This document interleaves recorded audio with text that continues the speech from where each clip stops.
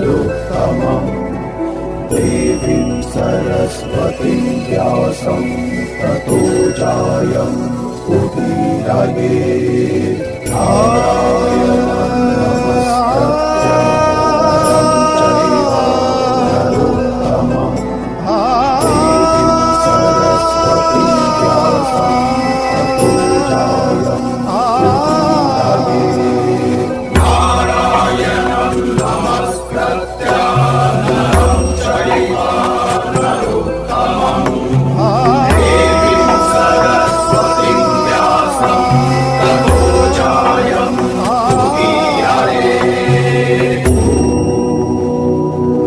నేనేమి తెలుసుకుంటే నా దౌర్బల్యాన్ని వదిలిపెట్టగలను చెప్పండి.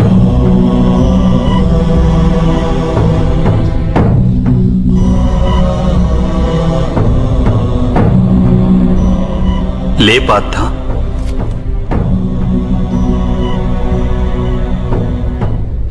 శ్రద్ధగా విను. జీవిత రహస్యాన్ని తెలుసుకో. లోకం యొక్క వాస్తవిక రూపాన్ని అర్థం చేసుకో.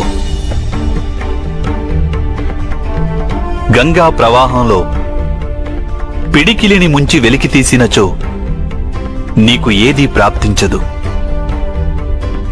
కాని అరచేతులతో దోసిలి పట్టి గంగా ప్రవాహంలో ముంచితే ఆ గంగా జలంతో నీ జీవితం పావనమవుతుంది. పరబ్రహ్మం విభాజన చెంది పురుషుడు ప్రకృతి ఉద్భవించాయి. అప్పుడు పురుషుడు అంటే పరమాత్ముని అంశ ఆత్మగా మారి ప్రకృతిలోని ప్రతి వస్తువులోనూ నివసించడం జరిగింది.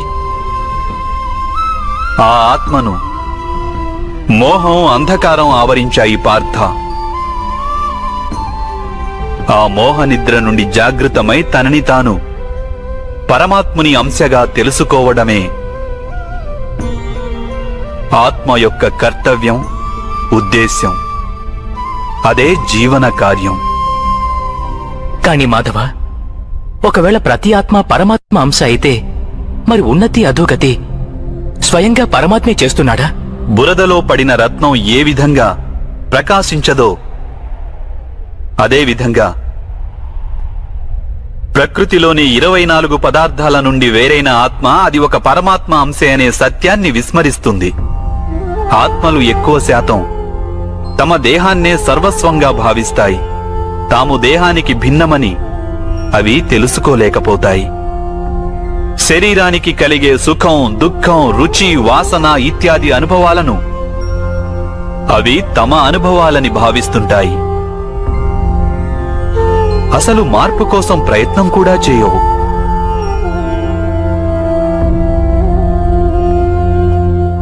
ఇలా మార్పు కోసం ప్రయత్నం కూడా చేయని ఆత్మలు నిరంతరం అధర్మం చేస్తూనే ఉంటాయి. వాటిని జాగృతం చేసేందుకు దండన విధించడం అనివార్యం.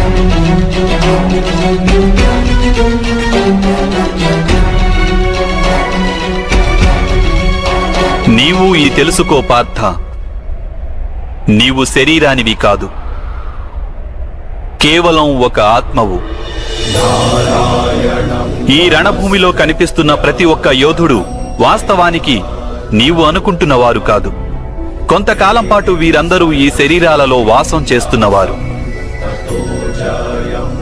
వీరి శరీరాలు మరణిస్తాయి, కానీ వీరందరూ అమరులు. వీరు మళ్లీ నూతన శరీరాలను ధరిస్తారు. తాము ఆత్మస్వరూపులమని తెలుసుకునే వరకు తమ అధర్మాన్ని త్యజించి ధర్మ మార్గానికి వచ్చే వరకు వీరందరూ ఇలా జన్మిస్తుంటారు, అలాగే మరణిస్తుంటారు. ఇదే బ్రహ్మ విద్య బోధించే ప్రథమ పాఠం పార్థ. జన్మించిన వారికి మరణం అనివార్యం. అలాగే మరణించిన వారు అవశ్యం మళ్లీ జన్మిస్తారు. ఈ మహాజ్ఞానాన్ని సాంఖ్య యోగమని అంటారు.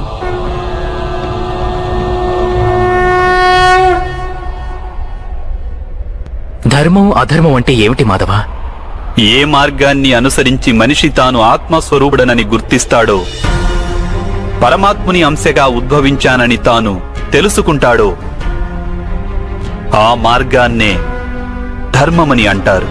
धर्मे च अर्थे च कामे च मोक्षे च भरतर्षभ. ఎప్పుడు మనిషి తనను తాను పరమాత్మ స్వరూపునిగా అర్థం చేసుకుంటాడో అప్పుడు సృష్టియే పరమాత్మయని, పరమాత్మయే సృష్టి అని వానికి అనుభవగతం కాగలదు. సృష్టికి పరమాత్మకు ఏ భేదమూ లేదు.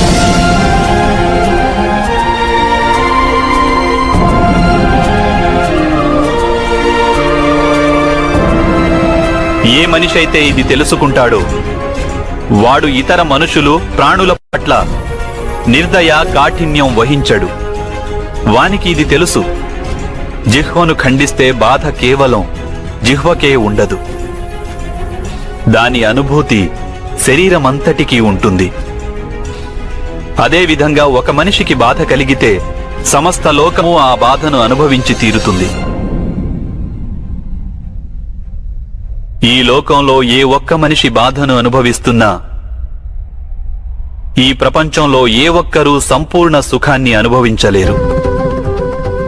కరుణతో నిండిన మనస్సు ఏ కార్యమైతే చేయాలనుకుంటుందో దానినే ధర్మమంటారు. అంటే అధర్మం అనేది అజ్ఞానానికి మారుపేరా? అయితే మరి అజ్ఞానుల పట్ల దయ చూపడం అవసరం కదా? దండించడంలో అర్థం ఏమిటి?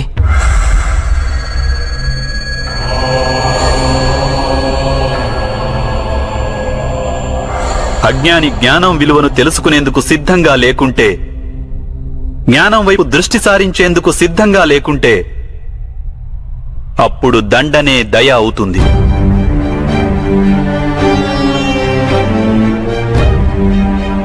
వాని పట్లనే కాదు, ఇతరుల పట్ల కూడా అవుతుంది.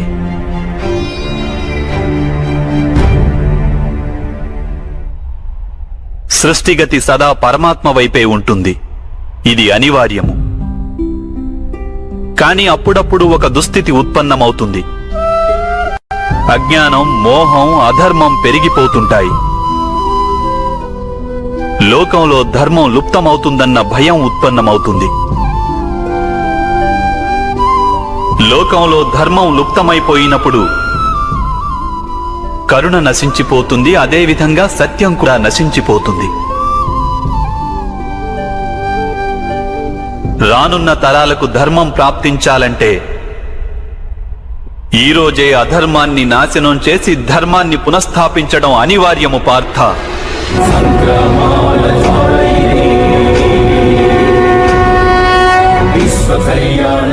ఈ పరిస్థితి అటువంటిదే పార్థ. ఇక ధర్మ సంస్థాపన చేసే కర్తవ్యం కేవలం నీదే. కనుక దౌర్బల్యాన్ని త్యజించు. ఇకనైనా యుద్ధం చేసేందుకు సిద్ధంగా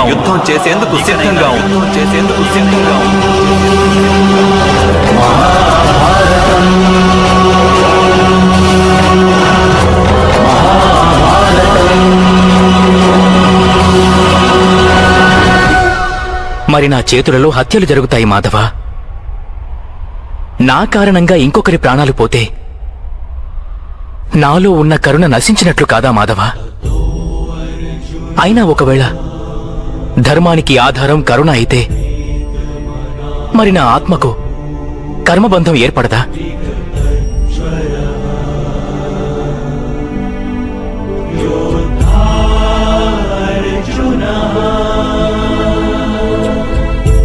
కర్మబంధం అనేది అవశ్యం ఏర్పడుతుంది,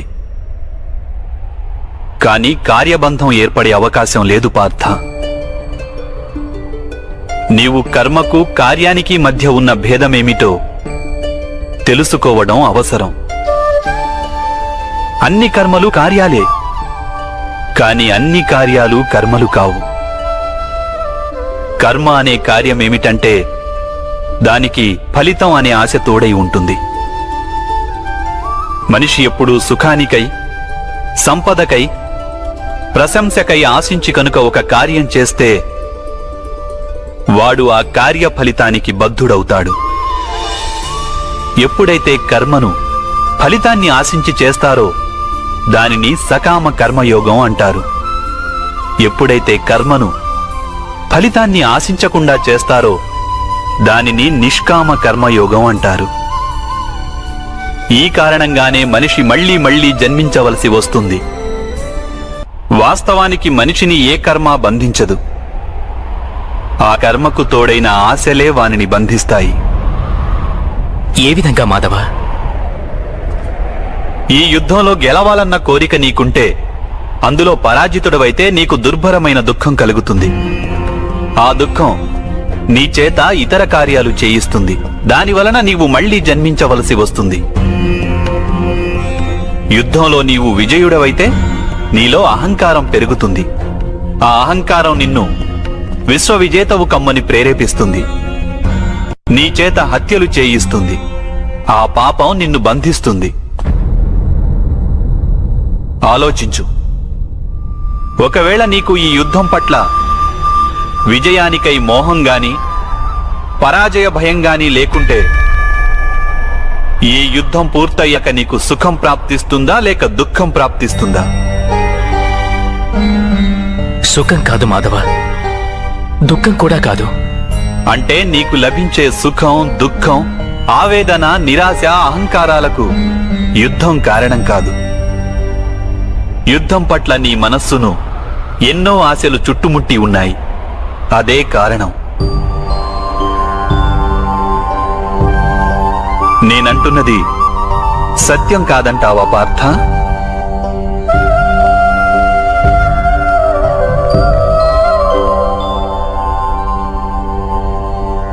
సుఖ దుఃఖే సమే కృత్వా లాభాలాభౌ జయాజయౌ తతో యుద్ధాయ యుజ్యస్వ నైవం పాప మవాప్స్యసి. అంటే సుఖ దుఃఖాలను సమానంగా భావించి లాభం, హాని, జయాపజయాల గురించి ఆలోచించకుండా నీవు యుద్ధం చేస్తే కౌంతేయ, నీవప్పుడు పాపంలో భాగస్థుడవు కాబోవు. దీనినే కర్మయోగం అంటారు. కాని మాధవ, ఒకవేళ కార్యబంధం నిశ్చితమైతే లౌకిక జీవితాన్ని విడిచి సన్యాసం తీసుకోవడం ఉచితం కాదా? ఈ ఆలోచన పర్యవసానంగానే ఈ రోజున యుద్ధం జరుగుతోంది పార్థ.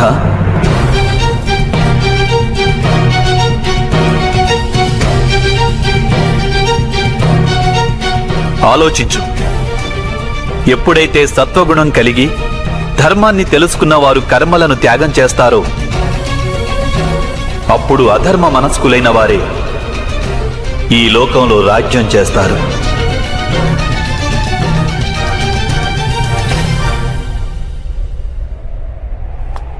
ఒకవేళ మహితాత్ములు లౌకిక జీవితాన్ని త్యజించి ఉండకుంటే ఈరోజు అధర్మం ఇంతగా పెరిగేది కాదు.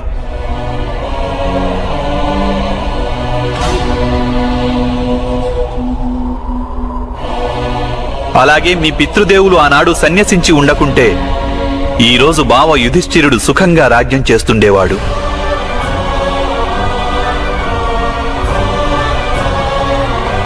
అలాగే తన ప్రజలకు న్యాయం, ధర్మం గురించిన జ్ఞానాన్ని అందించేవాడు.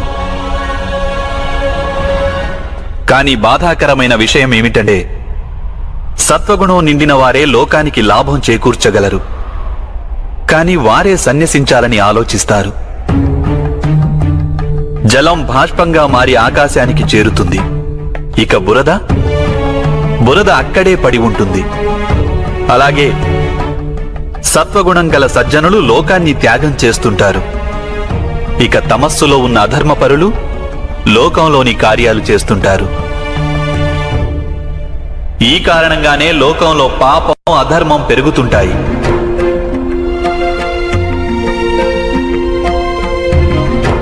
కానీ కర్మయోగి విచిత్ర స్థితి నుండి యావత్ లోకానికి రక్షణనిస్తుంటాడు. కర్మయోగి కర్మ ఫలితాన్ని త్యాగం చేస్తాడు, కాని కర్మలను త్యాగం చేయడు. వాడు ఈ లోకంలోనే ఉంటాడు. సన్యాసి మాదిరిగా అన్ని కార్యాలను చేస్తుంటాడు, కాని వానిలో ఆపేక్ష ఉండదు. కర్మయోగికి తన సంతానం నుండి, స్వజనుల నుండి, తన ప్రజల నుండి ఎటువంటి ఆపేక్ష గాని ఆశ గాని ఉండవు. స్వయంగా ఒక సన్యాసిగా అనుభూతి చెందుతాడు. కాని సమాజానికి సంసారి మాదిరిగా లాభం చేకూరుస్తాడు. మనిషి తన సంతానం సుఖంగా ఉండాలని శ్రమపడతాడు మాధవ. సంతానం వలన సుఖపడాలన్న ఆపేక్ష ఎందుకు ఉండకూడదు? మనిషి తన సంతానం కోసం ఏది చేసినా అది వ్యాపారమా లేక ప్రేమా పార్థ? ప్రేమ మాధవ. మరి తాను చేసిన దానికి ప్రతిఫలం ఆశించడం ఎందుకు పార్థ? భవిష్యత్తులో లాభం కోసం వ్యాపారంలో ఎదురు చూస్తారు, ప్రేమలో కాదు. ఏ మనిషి అయితే తన సంతానం యొక్క ప్రవర్తనను తీర్చిదిద్ది సన్మార్గంలో నడుపుతాడో, తన సంతానానికి ప్రేమ ధర్మ సంస్కారాలను నేర్పుతాడో, అతని సంతానం కూడా ఆ మనిషికి ప్రేమ సంరక్షణను తప్పక అందిస్తారు. సంతానం చూపే ప్రేమ, ఆత్మీయుల ప్రవర్తన, వారు చేసే కర్మలు పార్థ. ఒకరికి మరొకరి కర్మలపై ఎటువంటి అధికారమూ ఉండదని తెలుసుకో. వారి నుండి ఏదైనా ఆశించి ఆపేక్షించి ప్రయోజనమేమిటి? దీనిని నీవు దీర్ఘంగా ఆలోచించి చూస్తే వెంటనే అర్థమయ్యేదేమిటంటే, జీవితంలో ఎవరైనా సరే ఏ విషయం గురించైనా సరే ఆశలు ఆపేక్షలు పెంచుకోవడం అనివార్యం కాదు. యావత్ సృష్టిలోనే పరమాత్ముడున్నాడు. మనిషి స్వయాన ఆ పరమాత్ముని అంశ. అప్పుడు లోకంలోని అన్ని పనులు ఆ పరమాత్ముడివే. స్వయంగా మనిషన్నవాడు ఏదీ చెయ్యలేడు. ఇదే కర్మయోగ మూల సిద్ధాంతం పార్థ.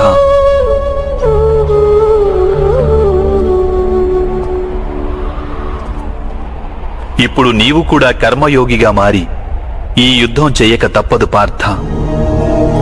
త్రైగుణ్య విషయా వేద నిస్త్రైగుణ్యో భవార్జున నిర్ద్వంద్వో నిత్య సత్వస్థో నిర్యోగక్షేమ ఆత్మవాన్. 3 గుణాలను త్యజించి నిర్గుణుడివి అయిపో పార్థ. ద్వంద్వ ప్రవృత్తి నుండి ముక్తి లభిస్తుంది. సత్వగుణంతో విరాజిల్లుతూ పరమాత్మునిపై మనస్సును లగ్నం చేసి నీ కర్తవ్యాన్ని నిర్వహిస్తూ ఉండు. నేను నా బుద్ధిని పరమాత్మపై స్థిరంగా ఉంచి కర్మయోగిగా మారేందుకు మార్గమేమిటి మాధవ? పార్థ, సాంఖ్యయోగం వలన మనిషి పరమాత్మను నిరంతరం స్మరిస్తూ ఉంటాడు. పరమాత్మను స్మరించడం వలన మనిషి మనసులో అంకిత భావం ఉత్పన్నమవుతుంది. అటువంటి భావాన్ని భక్తి అని అంటారు. భక్తి వలన మనిషికి సత్య అసత్యాల జ్ఞానం లభిస్తుంది. ఆ జ్ఞానం వలన వాడు పరమాత్మను దర్శించగలుగుతాడు. అలా ఎవరైతే పరమాత్మను దర్శించగలుగుతారో వారే వాస్తవమైన కర్మయోగిగా మారగలరు.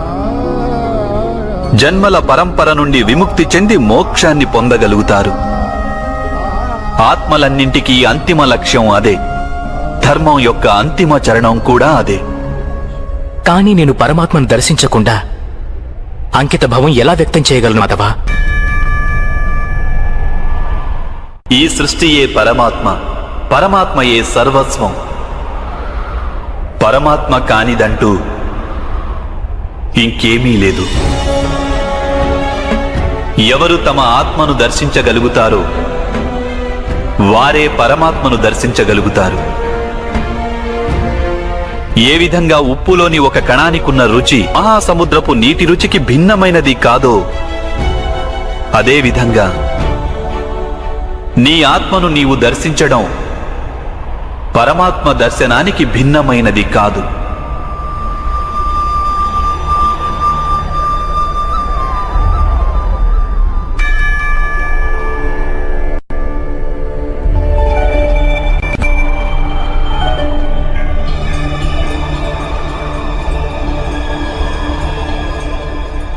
అంటే మాధవ, మీరేనా పరమాత్మ?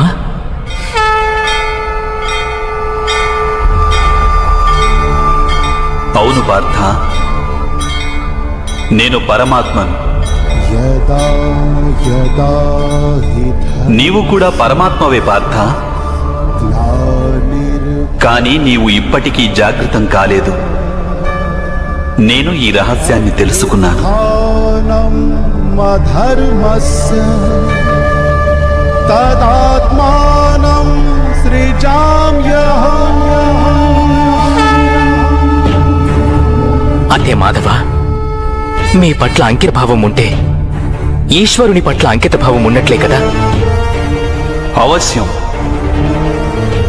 నా పట్ల ఉన్న అంకిత భావమే పరమాత్మ పట్ల అంకిత భావం. సర్వధర్మాన్ పరిత్యజ్య మామేకం శరణం వ్రజ. సర్వ జగతిని త్యాగం చేసి కేవలం నన్నే ఆశ్రయించు పార్థ.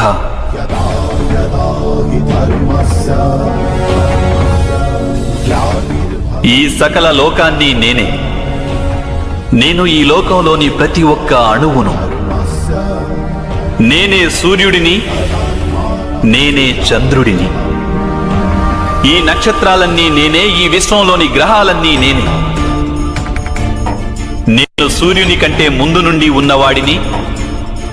అలాగే ఒక మొక్కపై తొడిగిన మొగ్గ కన్నా నవ్యుడను నేను. ఈ మానవులందరూ నేనే. నేనే స్వర్గాన్ని నరకాన్ని ధారణ చేస్తున్న శక్తిని. నేనే దుర్యోధనుణ్ణి,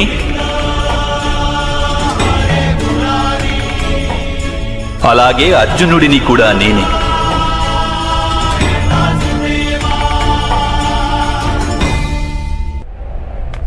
అది ఎలా సంభవం మాధవ? మీరు జన్మించటం పెద్దలు అనేకులు తమ జీవితకాలంలో చూశారు. మేము నవమాసాలు మోసి మీకు జన్మనిచ్చిన మీ మాత జీవించే ఉన్నారు. మీరు పురాతనులు, నాశనం లేనివారు ఎలా అవుతారు? నీవు శరీరాన్ని చూస్తున్నావు, కానీ నేను ఆత్మ గురించి మాట్లాడుతున్నాను. నేను అనేక జన్మలెత్తాను పార్థ. నేను అనేక అవతారాలను ధరించాను. ఎన్నో శరీరాలతో జన్మించాను నేను. అలాగే ఈ మట్టిలో కలిసిపోయాను.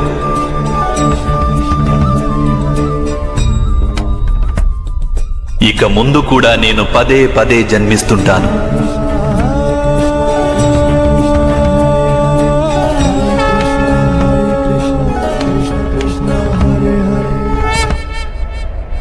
యదా యదా హి ధర్మస్య గ్లానిర్భవతి భారతః అభ్యుత్థానమధర్మస్య తదాత్మానం సృజామ్యం. పరిత్రాణాయ సాధూనాం వినాశాయ చ దుష్కృతాం ధర్మ సంస్థాపనార్థాయ సంభవామి యుగే యుగే.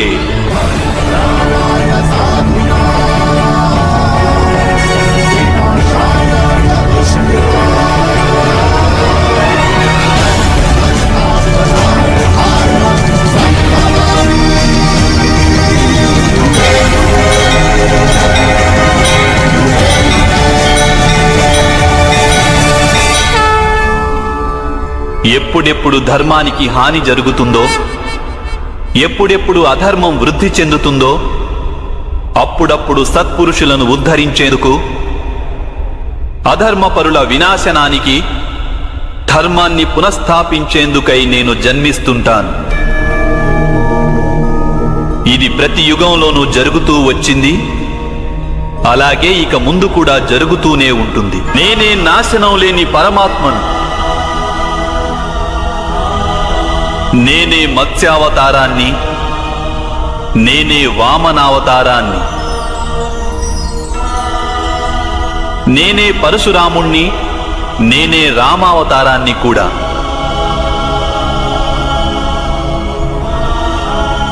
నేనే బ్రహ్మ విష్ణు మహేశ్వరులను, నేనే సరస్వతి లక్ష్మి పార్వతిని కూడా.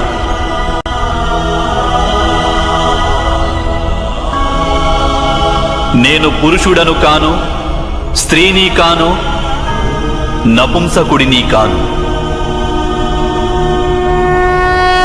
నేను శరీరాన్ని కాను, శరీర అవయవాలను కాను. నేను జ్ఞానాన్ని, సృష్టిని, చైతన్యాన్ని, నేను పరబ్రహ్మను, నేనే సర్వస్వాన్ని, అలాగే నేను ఏమీ కాను.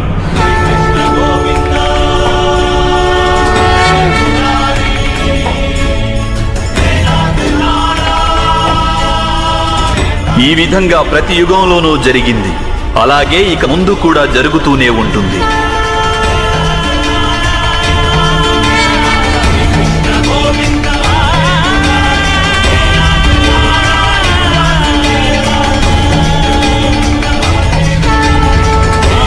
ఎప్పుడు నీవు ఆత్మజ్ఞానాన్ని పొందుతావో పార్థ, అప్పుడే నీవు నాలో ఐక్యం కాగలవు. స్వయంగా నీవు కూడా నా మాదిరిగా నిన్ను నీవు పరమాత్మ స్వరూపంగా గుర్తించగలవు. కానీ నీవు ఆ పదాన్ని చేరుకునేందుకు నా పట్ల సంపూర్ణ అంకిత భావం అనివార్యం కావాలి. అంకిత భావం అంటే ఏమిటి మాధవ? అంకిత భావం అనేది ఒక మానసిక స్థితి పేరు. అప్పుడు మనిషి తన సంకల్పాలన్నింటినీ త్యాగం చేస్తాడు. స్వయంగా ఏ విధమైన నిర్ణయాన్ని గాని లేక ప్రతిజ్ఞని కాని తీసుకోడు. ఏ విధమైన పనులు వానికి నిర్దేశించారో ఆ విధమైన పనులే చేస్తుంటాడు.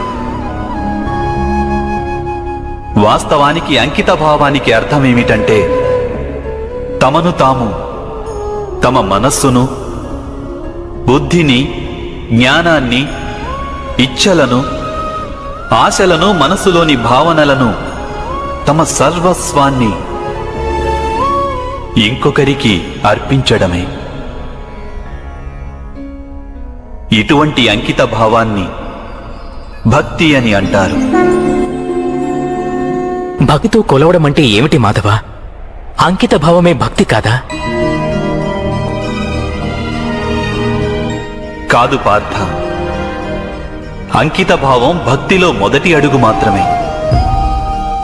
వాస్తవానికి భక్తి అనేది ఒక కార్యం వంటిది కాదు, అది ఒక మనస్థితిని సూచిస్తుంది. నిత్య జీవితంలో మనిషి జపతపాలు, యజ్ఞయాగాలు, యమనియమాలు, యోగం, స్వాధ్యాయం అనే మాధ్యమాలతో తన అంతరంగాన్ని శుద్ధి చేసుకుని పరమాత్మ పట్ల అంకిత భావంతో ఉండాలి. మనిషి తాను చేసే పనులను, తన కర్మల ఫలితాన్ని, జీవితంలోని ఉచ్ఛ్వాస నిశ్వాసాలను పరమాత్మకు సమర్పిస్తూ ఉండాలి.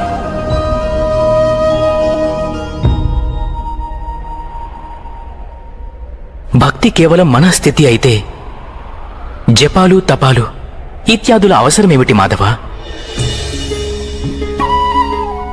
ఈరోజు శుభ్రం చేసిన పాత్ర ఎలా మళ్లీ మలినమవుతుందో అదేవిధంగా మనిషి మనస్సు పదే పదే పరమాత్మకు విముఖమైపోతుంటుంది.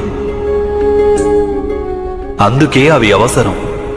ఈ జపతపాలు, స్వాధ్యాయం ఇత్యాదుల మాధ్యమం ద్వారా మనిషి నిరంతరం తన జీవితాన్ని ఆ పరమాత్మకే అంకితం చేశానని గుర్తు చేసుకుంటాడు. ఏ ఒడ్డున మునక వేయాలన్నది ఇక్కడ ముఖ్యం కాదు. ఇక్కడ ముఖ్యమైనది మునక వేయడం. భక్తియోగ సారం ఒక్కటే పార్థ. మనిషి పరమాత్మకు తన జీవితాన్ని అర్పణ చేసి పరమాత్మను భక్తితో కొలుస్తుండాలి. అలాగే సత్వగుణమనే సంపదను పదిలంగా దాచుకోవాలి. సత్వగుణ సంపద అని దేనిని అంటారు మాధవ? అహింస, సత్యం, క్రోధస్త్యాగ, శాంతి, పైశునం, దయా, భూతేష్వలోలత్వ, మార్ధవం, హ్రీరచాపలం, తేజ, క్షమాధృతి,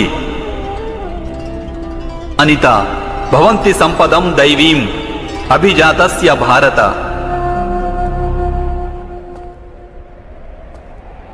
అకారణంగా సదా స్వార్థం కోసం హింసను చేయడం అధర్మం పార్థ.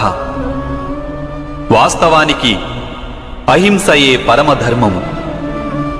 అహింసతో పాటు సత్యం, క్రోధం వహించకుండడం, త్యాగం, మనశ్శాంతి, నిందించకుండడం, దయాభావం, సుఖానికి ఆకర్షితుడు కాకుండడం, అకారణంగా ఏ కార్యము చేయకుండడం, తేజం, క్షమ, ధైర్యం, శరీర శుభ్రత, ధర్మానికి ద్రోహం చేయకుండడం, అహంకారం లేకుండా ఉండడం, ఈ గుణాలన్నింటినీ సత్వగుణ సంపద లేక దైవీక సంపదలని అంటారు. వీటి వలననే మనిషి పరమాత్మను అంటే నన్ను భక్తితో కొలుస్తాడు, తన జీవిత కర్తవ్యాన్ని నిర్వహిస్తాడు, ధర్మ సంస్థాపన చేయగలడు, అలాగే కర్మఫలానికై ఆశను త్యాగం చేసి జీవిస్తాడు. వానికి నేను నిస్సందేహంగా ఈ జన్మలో ఆనందాన్ని అందిస్తాను, మరణించిన పిమ్మట వానిని నాలో ఐక్యం చేసుకుంటాను.